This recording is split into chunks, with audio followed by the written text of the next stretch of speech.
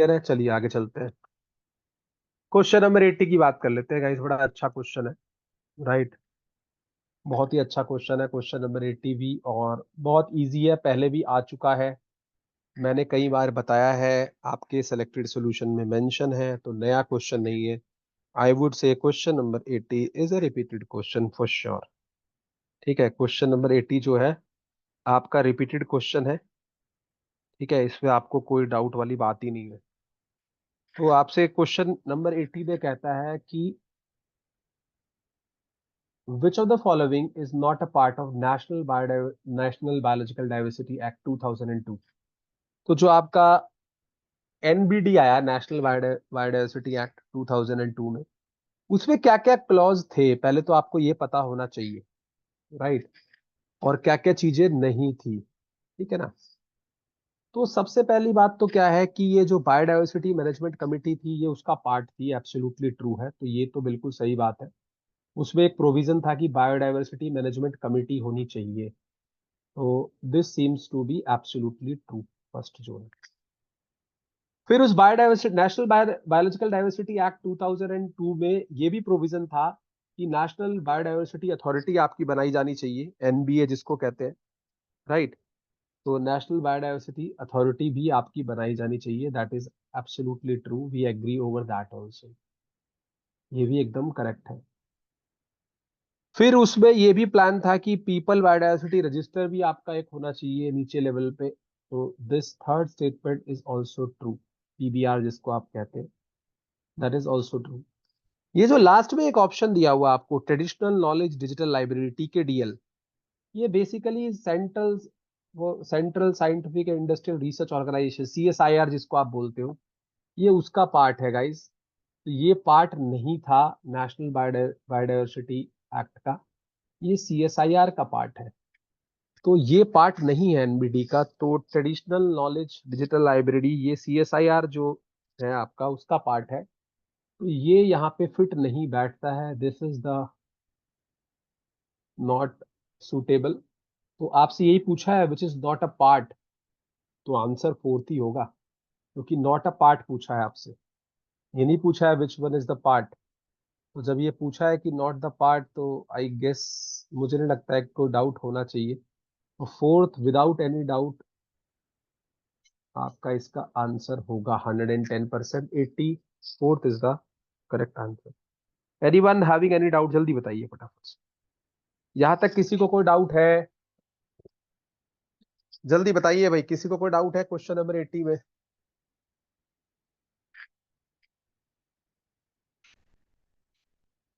चलिए आगे चलते हैं क्वेश्चन नंबर 81 पे फटाफट से, क्विकली। ये भी बड़ा अच्छा क्वेश्चन है, और एक तरह से कहा जाए तो ये इनडायरेक्ट क्वेश्चन आपसे पूछा गया था, जो कि आपकी बुकलेट में हमने दिया है, ठीक है। तो यहाँ पे क्वेश्चन पूछने का बस एक ही लॉजिक था कि बच्चे को जजमेंट है कि नहीं है, क्वेश्चन किस डायरेक्शन में जा रहा है। कहता है arrange the following coal ranks in increasing order of atomic oxygen to carbon ratios. अब देखिए, ऑक्सीजन टू कार्बन रेशो की जब आप बात करते हैं, और कार्बन का कंटेंट हमने आपको बताया हुआ है, हमने आपको ये भी बताया हुआ है बुकलेट में और क्लास में, कि जब आप कार्बन कंटेंट की बात करते हैं तो anthracite is more than bituminous, more than sub bituminous, more than lignite, more than peat. ठीक है, ये आपको बात पता है सारी। तो अगर मैं इस रेशो को ऐसे कह दूं, कि अगर मैं रेशो लिखूं, क्योंकि ऑक्सीजन कंटेंट तो सबको याद नहीं होता, पर कार्बन कंटेंट याद होता है, तो आप ये कह सकते हैं कि जो रेशो है ओ बाय सी रेशो, ठीक है। तो जो ये रेशो है O by C ratio, that is basically inversely proportional to carbon content, क्योंकि कार्बन जो है इसके इनवर्स में है, तो जिसका कार्बन ज्यादा होगा उसका ये रेशो कम होगा। कितने लोग इस पे एग्री कर रहे हैं कि कार्बन कंटेंट मोर तो रेशो लेस, रेशो जो है ये इनवर्सली प्रोपोर्शनल है कार्बन के, ठीक है। तो बस अब क्या है, फिर तो आप अरेंज कर सकते हैं, जिसमें कार्बन कंटेंट ज्यादा होगा उसका रेशो कम आएगा, ठीक है, उसका रेशो जो है कम आएगा। और जब हमने इसको करके भी देखा, when we fitted the actual data, right, when we fitted the actual data and we worked out the ratios, वो भी इस लॉजिक पे फिट बैठता था कि जिसका कार्बन कंटेंट ज्यादा था उसका रेशो कम आया। और हमने क्या ऑब्जर्व किया डाटा में, व्हेन आई कैलकुलेटेड दिस, तो आप हमने देखा कि जो एंथ्रासाइट है उसका जब हम O बाय C रेशो करते हैं, ऑक्सीजन टू कार्बन रेशो, तो 0.04 आता है, which fits with the hypothesis जो हमने प्रपोज किया कि अगर कार्बन कंटेंट ज्यादा है तो रेशो बहुत कम होना चाहिए, तो कार्बन कंटेंट तो एंथ्रासाइट का सबसे ज्यादा है। उसके बाद बिटुमिनस इसमें था नहीं, सब बिटुमिनस का जब हमने देखा निकाल के, तो सब बिटुमिनस का गाइस आया 0.26। ठीक है, ऐसा नहीं, हमने डाटा भी क्रॉस चेक किया पूरा कि कहीं लॉजिक, ठीक है। और आपकी बुकलेट में टेबल दिया हुआ है, आप निकाल के देख सकते हैं, CO/C रेशो मैंने दिया हुआ है। फिर हमने, ठीक है, फिर हमने देखा कि जैसे जैसे कार्बन कंटेंट और कम हुआ तो बढ़ता चला गया रेशो, राइट। तो फिर आपका लिग्नाइट का हमने निकाल के देखा, तो लिग्नाइट का 0.87 आया। तो हमने तीनों चारों टाइप पे ट्राई कर लिया, फिर हमने पीट पे देखा, पीट पे मैक्सिमम आना चाहिए, 0.95 आया। तो हमें फिर यकीन हो गया कि जिसका कार्बन कंटेंट सबसे ज्यादा है उसका रेशो सबसे कम होना चाहिए, और हमें इसको अरेंज करना था इंक्रीजिंग ऑर्डर में। तो इंक्रीजिंग ऑर्डर में जिसका सबसे कम है रेशो वो सबसे पहले आएगा, और सबसे कम रेशो किसका होगा, जिसका कार्बन कंटेंट सबसे ज्यादा है, वो होता है एंथ्रासाइट। तो एंथ्रासाइट से स्टार्ट करेंगे और उल्टा चलेंगे कार्बन कंटेंट, तो एंथ्रासाइट, बिटुमिनस, सब बिटुमिनस, लिग्नाइट, पीट, ये ऑर्डर रहने वाला है। तो करेक्ट आंसर गाइस आपका थर्ड हो जाएगा ऐसे केस। करेक्ट आंसर थर्ड हो जाएगा, क्योंकि सबसे कम रेशो किसका आने वाला है, सबसे कम रेशो आने वाला है एंथ्रासाइट का, विच इज ई। उसके बाद बारी आएगी आपकी लो वोलेटाइल बिटुमिनस की, और फिर सब बिटुमिनस की, राइट। एंड देन आपका आएगा लिग्नाइट, और आखिरी में आएगा पीट, क्योंकि पीट का जो है कार्बन कंटेंट सबसे कम है तो उसका रेशो सबसे ज्यादा होने वाला है। क्या ये क्वेश्चन सबको क्लियर है? अच्छा क्वेश्चन था ये, थोड़ा सा एप्लीकेशन ऑफ माइंड, पहले ये क्वेश्चन नहीं देखा गया कभी भी, इस बार फर्स्ट टाइम ये क्वेश्चन इंट्रोड्यूस हुआ है। क्वेश्चन नंबर 81, क्या सबको क्लियर है? The correct answer for this is third, EDCBA। Clear है? किसी को कोई डाउट है 81 में? जल्दी बताइए, जल्दी बताइए, किसी को कोई डाउट है 81 में? क्लियर है? चलिए, अब हम आगे चलते हैं क्वेश्चन नंबर 82 की साइड। क्वेश्चन नंबर 82, ठीक है। तो गाइस क्वेश्चन नंबर 82 तो डायरेक्टली आपकी बुकलेट का क्वेश्चन है, और जब हमने कहा था कि हैजार्डस वेस्ट की कुछ प्रॉपर्टीज होती है, तो आपको हमने बताया था ये प्रॉपर्टी होती है, ठीक है। तो हमने बताया था इग्निटेबिलिटी, ये सब हैजार्डस वेस्ट की प्रॉपर्टीज है, जो इन प्रॉपर्टी को सेटिस्फाई करे वो वेस्ट हैजार्डस वेस्ट है, ठीक है। I for ignitability, R for reactivity, ठीक है, C फॉर कोरोसिविटी, ये सब आपको पढ़ाया गया है, T for toxicity, and C for carcinogenicity. तो आप ये देख सकते हैं कि इसमें पूछा है कि कौन सा क्राइटेरिया नहीं है, तो भाई जो प्रॉपर्टीज हैं हैजार्डस वेस्ट की वो तो क्राइटेरिया होंगी। तो सिंपल सा क्वेश्चन है ये, कहता है 82 में, आपसे 82 क्वेश्चन में क्या कहता है, which of the following is not a criteria to mark a waste hazardous waste. तो इग्निटेबिलिटी तो है क्राइटेरिया, कोरोसिविटी भी है, टॉक्सिसिटी भी है, क्वांटिटी नहीं है, क्वांटिटी तो नहीं है। तो क्वांटिटी नहीं है तो फिर क्वांटिटी ही आंसर है, क्योंकि पूछा है नॉट द क्राइटेरिया। तो करेक्ट आंसर आपका यहाँ पे हो जाएगा क्वांटिटी। तो ये क्वेश्चन तो सिंपल क्वेश्चन है, रिपीटेड क्वेश्चन है, बहुत बार आया है। तो quantity third is the correct answer for 82। Clear है सबको? जल्दी बताइए, किसी को कोई डाउट है? जल्दी से guys, anyone having any doubt in question number 82? किसी को कोई डाउट है तो बोल सकता है यहाँ पे। क्लियर है? अगला क्वेश्चन भी आपका दिसंबर 2023 से आया है, ये क्वेश्चन 3 बार गेट ईएस के एग्जाम में आ चुका है ऑलरेडी, ठीक है। तो इसमें कोई डाउट की बात होनी नहीं चाहिए थी, ये भी बहुत इजी क्वेश्चन था। तो मेरे हिसाब से मुझे नहीं लगता कि इसमें कुछ ज्यादा इलॉजिकल हमें दिखा, और ये बहुत आसान सा ही क्वेश्चन था, आई वुड से कि बहुत ही सिंप्लीफाइड वे में ये पूछा गया है। तो 83 क्वेश्चन की जब आप बात करते हैं, लास्ट टाइम भी इसमें क्वेश्चन आया था जहाँ पे क्लोरामीन वगैरह के बारे में पूछा था एग्जामिनर ने दिसंबर में।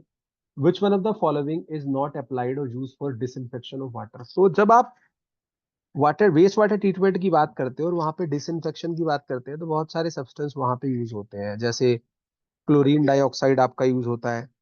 राइट। राइट। तो वहाँ पे क्लोरीन डाइऑक्साइड।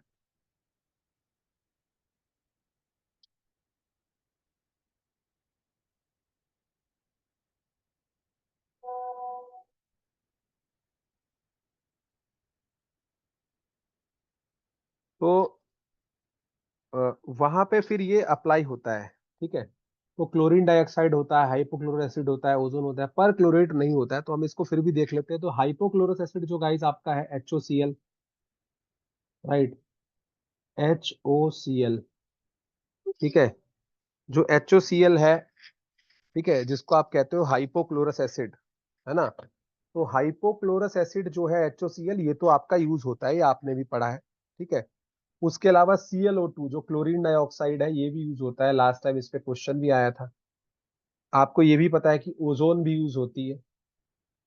जो एक पर क्लोरेट है आपका ClO4, ये यूज नहीं होता है guys, मैं आपको बता दूं। दिस इज नॉट यूज पर क्लोरेट। तो करेक्ट आंसर भी यहाँ पे आपका पर क्लोरेट हो जाएगा। डायरेक्ट क्वेश्चन पूछा गया है मल्टीपल टाइम। और ये आपके शायद जो टेस्ट सीरीज थी उसमें भी वाटर में एक क्वेश्चन था इससे रिलेटेड। तो here fourth is the correct answer for 83, which is perchlorate. Clear है सबको। तो पर क्लोरेट आपका यूज नहीं होता है डिसइंफेक्शन ऑफ वाटर में। हाइपोक्लोरिक एसिड होता है, क्लोरीन डाइऑक्साइड होता है, ओजोन होता है। Any one having any doubt in 83, जल्दी बताइए। क्लियर है सबको। चलिए जी, 83 आपका फोर्थ हो गया। ठीक है।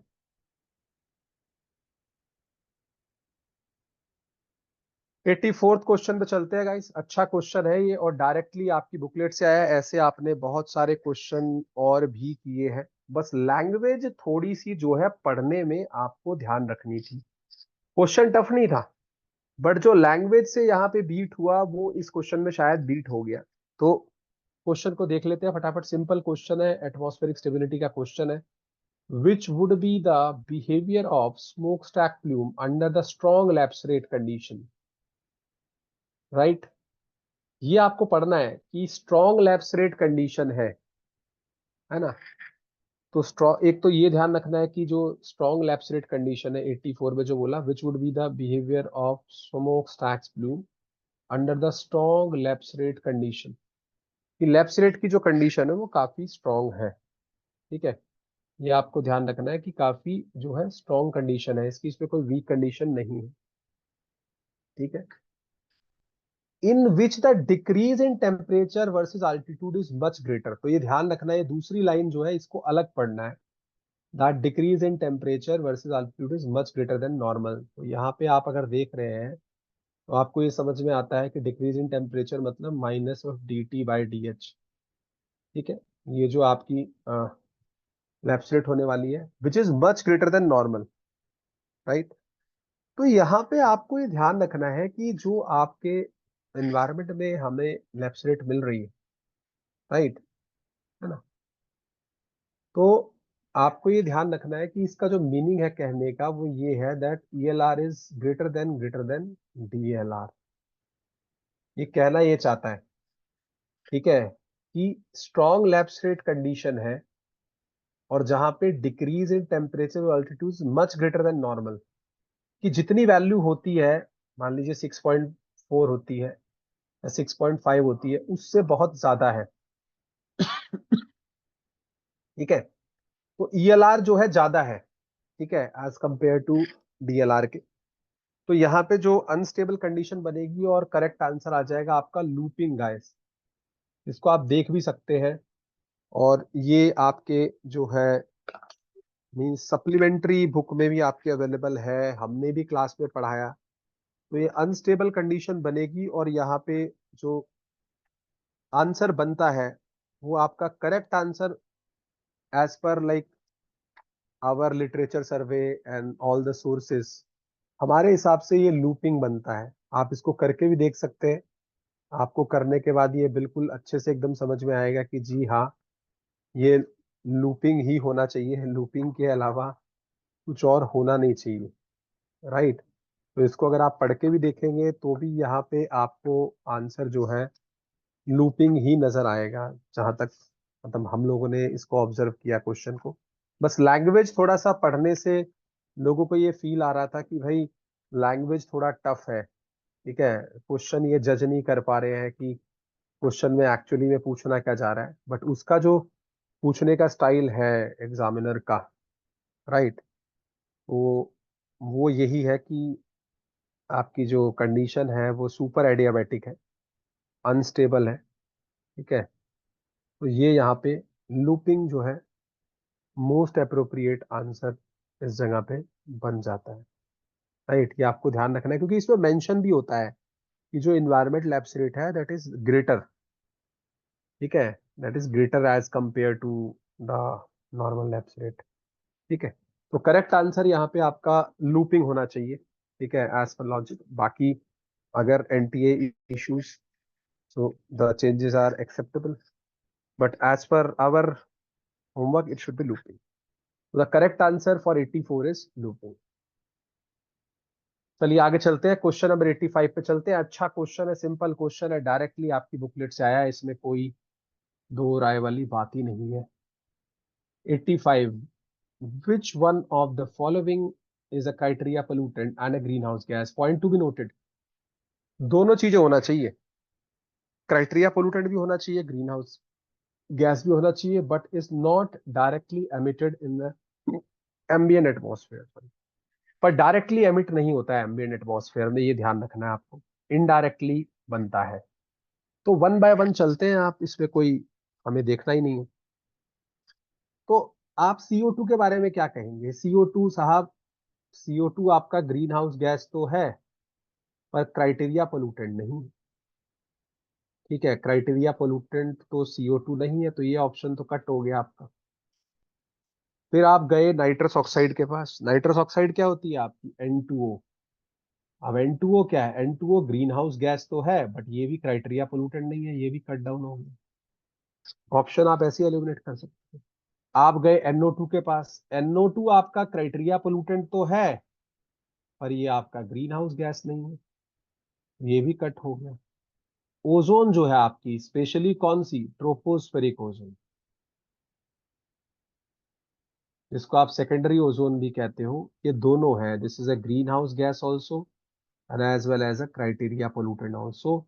और ये डायरेक्टली बनती भी नहीं है, ये इनडायरेक्टली बनती है, इसीलिए इसको हमने सेकेंडरी पोल्यूटेंट में रखा है।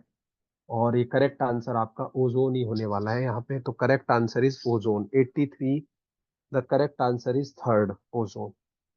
क्लियर है सबको? जल्दी बताइए। क्वेश्चन नंबर 83 क्लियर है? कोई डाउट किसी को इसमें? तो करेक्ट आंसर इसका ओजोन है। बहुत इजी क्वेश्चन था ये क्वेश्चन तो 120% सही होना चाहिए था किसी भी बच्चे का, ठीक है। तो करेक्ट आंसर आपका यहाँ पे आ जाएगा गाइस, ओजोन, ठीक है। करेक्ट आंसर आपका ओजोन आ जाएगा यहाँ पे, ठीक है?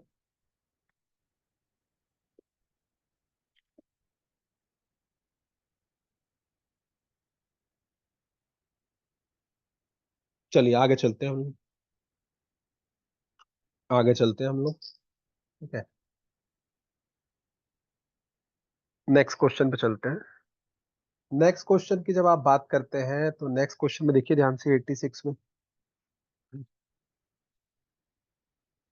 86 क्वेश्चन कहता है, which of the following countries hosted the United Nation climate change conference refer to as COP, conference of parties जो आप बात करते हैं, held in the framework of the United Nations framework convention on climate change, UNFCC।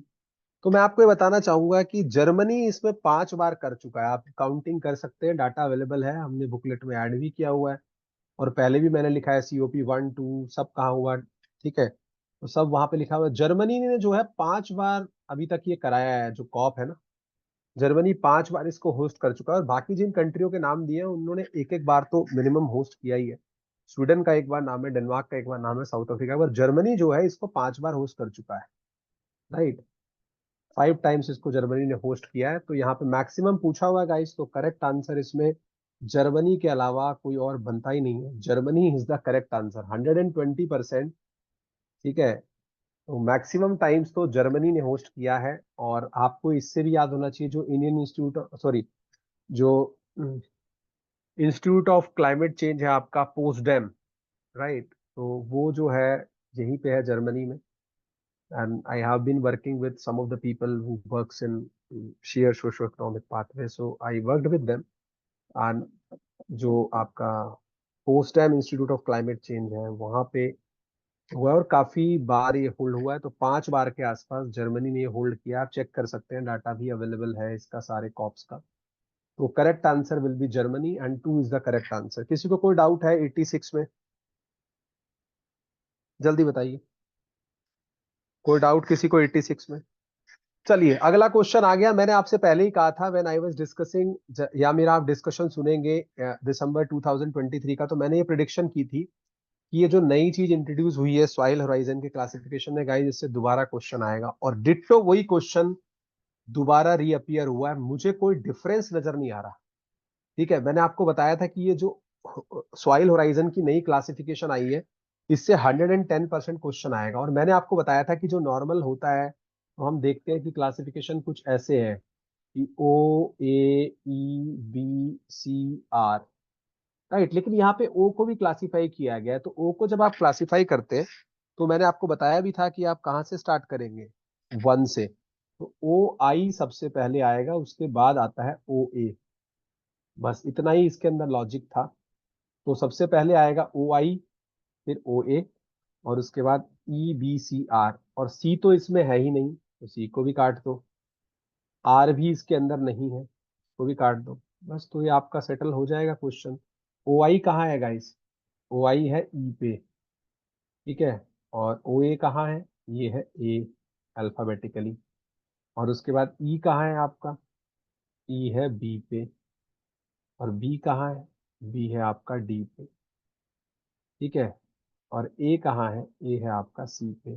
तो अगर मैं इनको sequence पे चलूँ, तो पहले ई आना चाहिए ऊपर से नीचे। अब क्वेश्चन को देख लेते हैं आपसे। मैंने पहले प्रिडिक्ट किया था कि ये आएगा question. Arrange the following soil horizon from the top to bottom. तो टॉप टू बॉटम आप करेंगे तो सबसे पहले तो ओ ही आएगा, तो ई के बाद ए आना चाहिए। तो ई के बाद जब ए आपको दिख रहा है, तो ये ऑप्शन और इस ऑप्शन में क्लैश हो रही है, लेकिन जैसे ही मैं आगे जाता हूँ मेरी क्लैरिटी बन जाती है। फिर आना चाहिए सी, बी और डी। तो सी, बी, डी यही आ रहा है, ठीक है। तो करेक्ट आंसर आपका हो जाएगा इस क्वेश्चन का 2, ठीक है।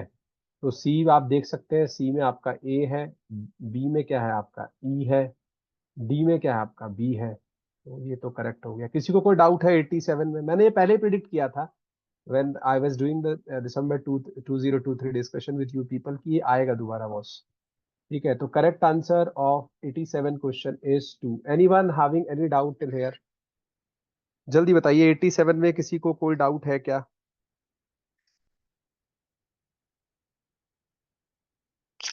क्लियर है?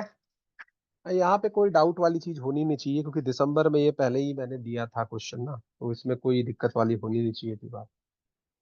अगला क्वेश्चन भी रिपीटेड क्वेश्चन है, इस पेपर में इतना रिपीटिशन हुआ है अगर ये पेपर कैंसिल नहीं होता तो कट ऑफ शायद 220 मार्क्स भी क्रॉस कर सकती थी, मुझे ऐसा लग रहा था व्हेन आई रीएनालाइज दिस पेपर। क्योंकि पेपर में रिपीटिशन बहुत एक्सेसिव में था, मतलब it's like you could count on fingers. अगर आप हमारा मटेरियल, बुकलेट, सिलेक्टेड सॉल्यूशन देखेंगे, तो आपको 70 से भी प्लस क्वेश्चन शायद मिल जाए जुड़ते हुए। But anyways that is a different issue. Match the list A and B, आपको लिस्टिंग मैच करनी है गाइस, राइट।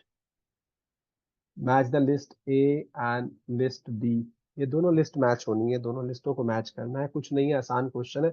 मैं आपकी जगह होता तो मेरा सबसे पहला टारगेट इसमें होता है easy word, which is isotherm. Iso माने सेम, थर्म्स माने टेम्परेचर। तो ये आपकी बुकलेट में मेंशन भी है कि आइसोथर्म्स क्या होते हैं, दे shows the horizontal distribution of temperature. फिर दूसरा एक इसमें बहुत इजी हिंट दिया हुआ था एल्बिडो का। एल्बिडो क्या होता है? रिफ्लेक्शन कोफिशिएंट, ये आपको मैंने पढ़ाया था क्लाइमेट चेंज में। Albedo is reflection. तो मुझे दिखा D4 और C1। तो D4 और C1 जैसे मैंने देखा, तो दो ऑप्शन तो गेट सेट गो कर दिए मैंने, एक ये और एक ये। अब सिर्फ फाइट बची है दो ऑप्शन में, D4 और C1 इन दोनों में। लेकिन मुझे फिर भी एक ऑप्शन और चाहिए जो मेरी बिलीव को फुल प्रूफ करे, और बिलीव को फुल प्रूफ करेगा ये जो वर्ड है पेरीहेलियन, पेरीहेलियन मतलब पास आ। तो पेरीहेलियन ये हमने पहले भी देखा है, इस पे क्वेश्चन आया है 2022 में, पेरीहेलियन पे क्वेश्चन था। तो perihelion is basically earth comes closer to the sun. तो ए चला गया आपका 2 पे, और जैसे ही ए 2 पे चला गया तो ये आपका क्रॉस चेक हो जाएगा यहाँ पे। और एपीहेलियन आपका होता है earth little farther from the sun. तो earth little farther from the sun, तो गाइस करेक्ट आंसर इसमें कुछ है ही नहीं, earth little farther from the sun. Correct answer आपका थर्ड हो जाएगा। बहुत सिंपल क्वेश्चन है, रिपीटेड क्वेश्चन है, इसमें कुछ मुझे नहीं लगा इस क्वेश्चन में कुछ बहुत एक्स्ट्रा ऑर्डिनरी था। It was just scoring marks. तो third is the correct answer for question number 88। 88 में आप थर्ड को हर हाल में करेक्ट आंसर दे सकते हैं 110%। Third is the correct answer. जब एनटीए आपको की देगा तो 120% वो भी थर्ड ही देगा। क्लियर है? किसी को कोई डाउट है क्वेश्चन नंबर 88 में? जल्दी बताइए, क्वेश्चन नंबर 88 में किसी को कोई डाउट है? क्लियर है? क्लियर। चलिए अगले क्वेश्चन पे चलते हैं। Question number 89। क्वेश्चन नंबर 89, ये भी आसान क्वेश्चन है, और ये भी रिपीट हुआ है क्वेश्चन सीबीडी के ऊपर, कन्वेंशन ऑन बायोलॉजिकल डाइवर्सिटी। ये आपकी बुकलेट नंबर 4 में एज सच दिया हुआ है, और मैम ने आपको क्लास में पढ़ाया भी था when she was teaching law. Question number 89। Question number 89 देखिएगा, इस क्या कहता है, which of the following are listed as main objective of CBD convention on biological diversity 1993। तो आपका जो सीबीडी आया, जो आपका आया गाइस कन्वेंशन बायोलॉजिकल डाइवर्सिटी, उसके मेन प्रोटोकॉल जो थे उनमें से कुछ पॉइंट यहाँ पे डायरेक्टली मेंशन है, मैं आपको बताना चाहूंगा। तो कन्वेंशन बायोलॉजिकल डाइवर्सिटी जो आया वो आपका ये कहता था बिल्कुल कि कंजर्वेशन ऑफ बायोलॉजिकल डाइवर्सिटी, ये उसकी एक बिल्कुल एक्यूरेट एंड प्रोएक्टिव स्टेटमेंट थी। वो ये भी कहता था कि fair and equitable sharing of benefit arising out of utilisation of genetic resources, ये भी सीबीडी का एक पिकुलियर स्टेटमेंट है। आप देख सकते हैं वहां पे सीबीडी में आपको ये मेंशन मिलेगा एकदम, जब आप सीबीडी पढ़ेंगे हम सोल्यूशन देंगे डिटेल। तो कंजर्वेशन ऑफ बायोलॉजिकल डाइवर्सिटी ये है, बिल्कुल है। फिर उसके बाद आपको पता होना चाहिए कि fair and equitable sharing of benefits arising out of utilisation of genetic resources, ये भी वहां पे है। और थर्ड लाइन वहां पे है sustainable use of the component of biological diversity, मतलब बायोलॉजिकल डाइवर्सिटी का आप सस्टेनेबल यूज करें। तो जो सीबीडी आपको कहती है उसमें ए, सी और ई, ये ऑब्जेक्टिव है सीबीडी के। ठीक है, तो ए, सी और ई जो है ये सीबीडी के ऑब्जेक्टिव है, others are not. Establishment of more predictable conditions for access of genetic resource, ये नहीं है वहां पे। Protecting biological diversity from the potential risk posed by the living modification organisms resulting from the modern biotechnology, ये भी नहीं। तो ए, सी और ई करेक्ट आंसर है, and hence the correct answer here is 2। Second आपका इस क्वेश्चन का करेक्ट आंसर होने वाला है गाइस। क्लियर है सबको? 89 इज 2। किसी को कोई डाउट है इसमें? क्वेश्चन नंबर 89 में किसी को कोई डाउट है? जल्दी बताइए।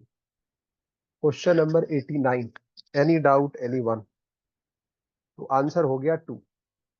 चलिए जी अगले क्वेश्चन पे चलते हैं। ये इजी क्वेश्चन है, ओल्ड क्वेश्चन है, पुराने थोड़ा सा मतलब पहले इस तरह के क्वेश्चन बहुत आते थे, राइट। अभी ये थोड़े कम हो गए, और ये जियोलॉजिकल क्वेश्चन ज्यादा है।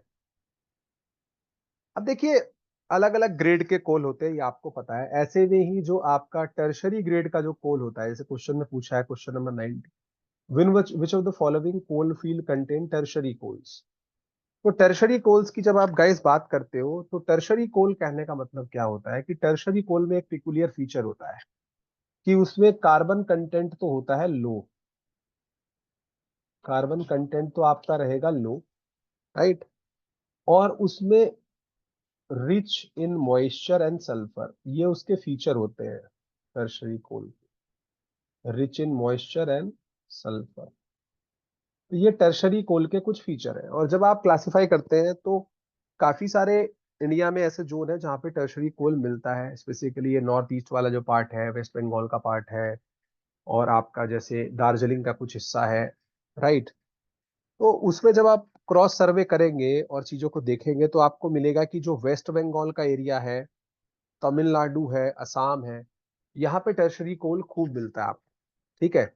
जो ये उड़ीसा वाला एरिया है, तलचीर कोल फील्ड, यहाँ पे आपको जो आपका थर्मल कोल है, हाई हीटिंग कोल है, ये ज्यादा मिलता है। तो अगर मैं इस पे जाऊं और इसको करूं क्रॉस सर्वे, तो जो रानीगंज कोल फील्ड है आपकी वेस्ट बंगाल, यहाँ पे आपको टर्शरी ग्रेड का कोल मिलता है, quite obvious. Raniganj coal field West Bengal, या वेस्ट बंगाल रीजन में टर्शरी ग्रेड कोल मिलता है।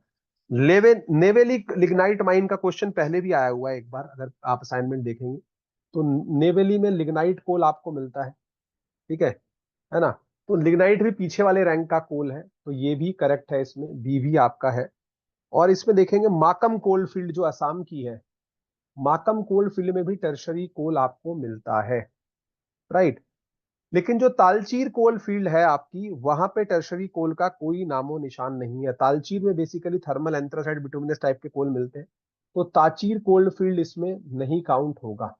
अब मेरे पास जो ऑप्शंस हैं उनमें ए बी डी कहीं भी नहीं है, ठीक है, उसमें ए बी डी कहीं भी नहीं है अगर मैं देखूं तो। लेकिन सी नहीं हो सकता, ठीक है, लेकिन सी नहीं हो सकता, ये बात भी पक्की है। तो सी अगर नहीं हो सकता तो ये तो ऑप्शन कट गया, क्योंकि इसमें सी है, ठीक है। और बी और डी हो सकते हैं, तो करेक्ट आंसर गाइज यहाँ पे आपका फोर्थ आ जाएगा। अगर मैं मोस्ट अप्रोप्रिएट आंसर को चूज करूंगा तो fourth will be the most appropriate answer, क्योंकि सी में नहीं है। आप क्रॉस चेक कर सकते हैं, ये जो ताचीर कोल फील्ड है, सी सब में कहाँ है। तो मुझे जरूरी नहीं है ना कि मैं 3 वाला ऑप्शन करूं। तो आपको अगर आंसर लेना भी है तो आंसर जो है 2 और 4 में से एक होगा, पर क्योंकि सी हो नहीं सकता है तो हम सिर्फ एक ही आंसर को चूज करेंगे, which is the fourth one.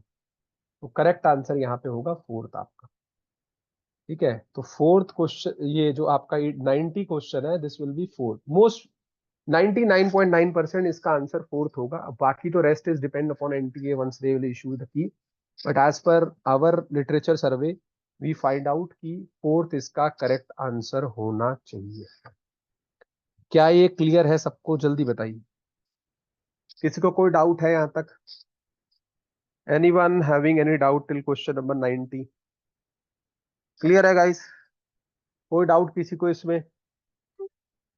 चलिए then we will stop here, and the very next day tomorrow we will come out with more question. और ज्यादा क्वेश्चन हमारे पास बचे नहीं है इसमें, there are very few questions which are really good, और हम करेंगे पूरा पेपर डिस्कस, लेकिन वही है कि हम स्लोली स्लोली उसको करेंगे, so that all the students and the community can benefit from it.